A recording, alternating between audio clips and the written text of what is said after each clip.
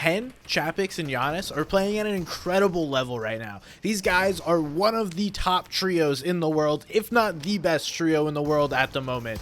When they're on, they're absolutely unstoppable, and it doesn't matter who gets in their way.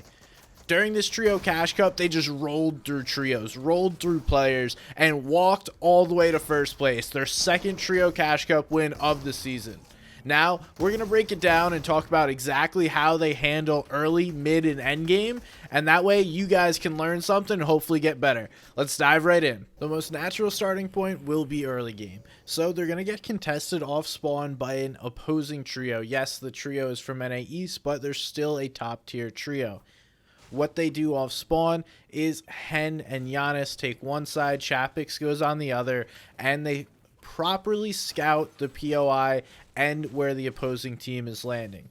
This gives them an advantage, especially knowing that all members of the opposing trio are going to be in the main building, while Chapix, Hen, and JannisZ are going to have the advantage to sneak around and get angles, and you'll see in a little bit exactly how that helps. Without being said, this trio obviously has perfected their loot routes and know how to quickly get loots out of different areas of Craggy Cliffs. We can see Chapix is now scouting for the other team. He sees one player enter that front building and waits to take the shot to find more info on the next player. He is able to snipe the player coming from behind and cut off any support that that player rotating forward could get. He communicates this to Hen and JannisZ. Hen and JannisZ then jump onto this player. This swings the fight into their direction before the fight has even started. One player is down, and now it's a 3v2 in favor of Hen, JannisZ, and Chapix. From here on out, they're just going to slowly close in on the two remaining players and absolutely take them out. This is a beautiful tactic off spawn and clearly has been practiced and used in game. Let's back this up and talk about the overall plan. So we're going to go into drone free and watch this whole engagement from above. What's going to happen is Chapix sees the player coming out of the main building. He allows that player to get separated from his teammates, and then the plan is to cut this player off, focus that player up front, and prevent the other two teammates from supporting him in any case. This is a perfect strategy off spawn and can be used at any different POI. All you have to do is identify a player out by himself, cut off or choke off their teammates, that way they can't go support, and allow a 2v1 to happen, quickly taking down one player and then continuing to use your numbers advantage as the fight continues. This is something that they do in early game, and we will also see it here in a second during mid game. Here's an example of a mid-game fight from this trio. What they're going to do so well is effectively pressure one player and remove them from the fight as quickly as possible. This is a clear strategy that this trio has of focusing a single player, getting one eliminated, and then using your numbers advantage to win the 3v2. When the fight first starts, they're focusing one player, then quickly shift to this player that Hen is staring at now.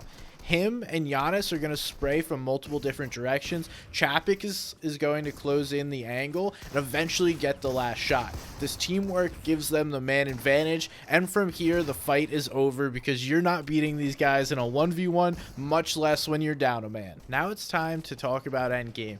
And for this trio, it really starts in fourth zone.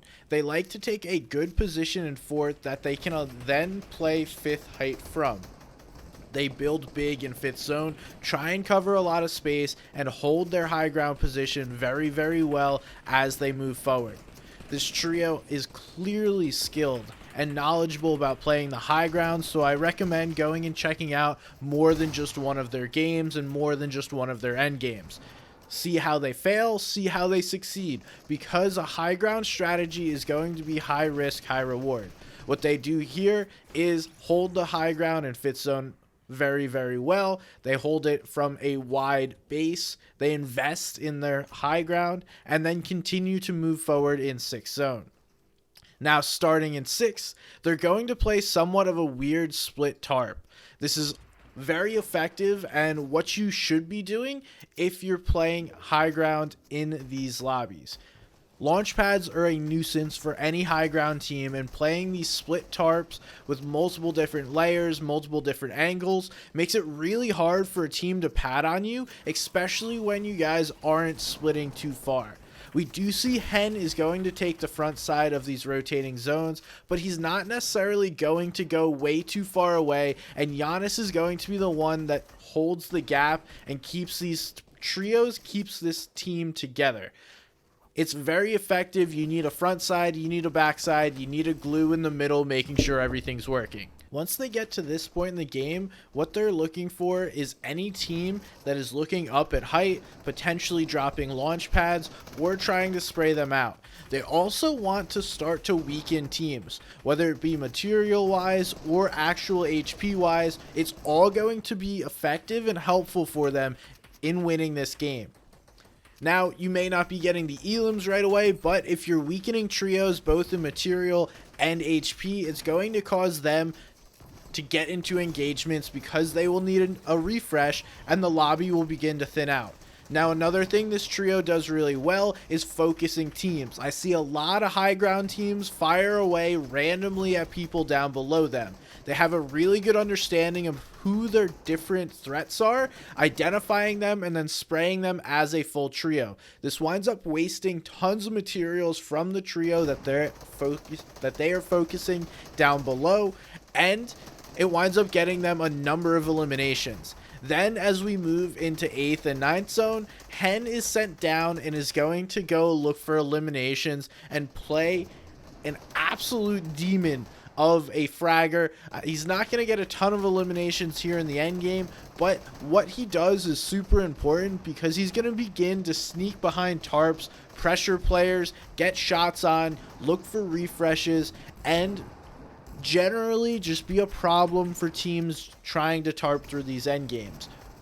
This is how you end lobbies faster, and we see Hen do this. This is something Day is very good at, and this is what some of the top fraggers have begun to do. They drop down lower, look on the backside as everyone's trying to rotate forward, play the backside as zone, and then just use a little bit of storm damage as well as your shotgun pressure to make it that much harder on trios looking to rotate through these zones.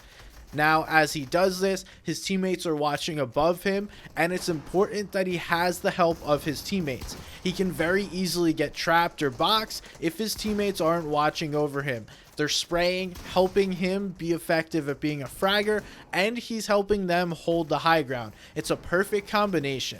Now at this point, they're going to actually get jumped on, but this trio is sticking together. They were in the same box, quickly eliminates the threat, and then it's one more player up on the high ground. That player decides, I have to pad out of here if I have any chance, and unfortunately for that guy, he doesn't stand much of a chance in the air. He's not going to touch the ground.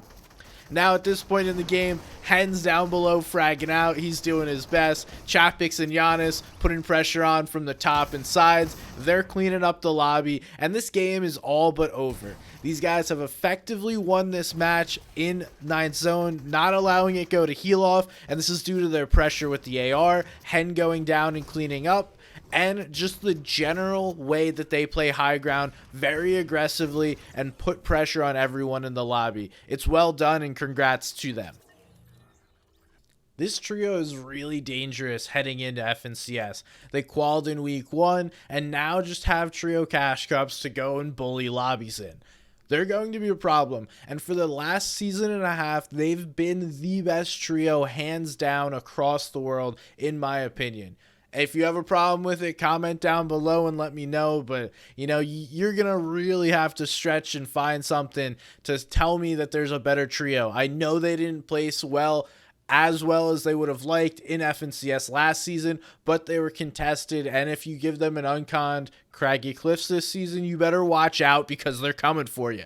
Anyway, want to thank you guys for watching. I appreciate it. These guys are really, really good. Watch out for them in FNCS because they're going to be a problem. If you enjoyed the video, make sure to hit that sub button, click the like, leave me a comment down below. Am I dumb for calling them the best trio? I don't think so, but you might.